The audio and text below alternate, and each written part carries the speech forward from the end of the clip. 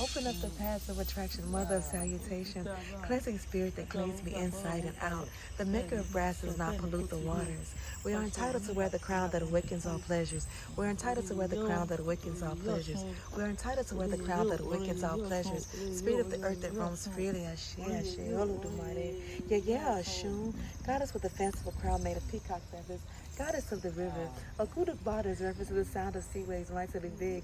Men run whenever Yaya Oshun takes over the road, meaning it is scary when the sea or ocean overflows. Mighty sea that cannot be held. Etiti Eku who returns to sleep when it's her turn to do so.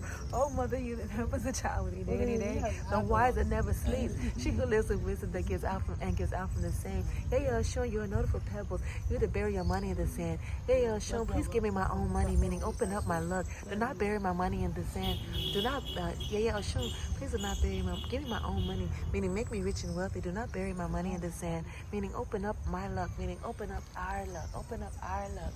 Ore ye, yo. Ore ye, yo. Ore ye, yo.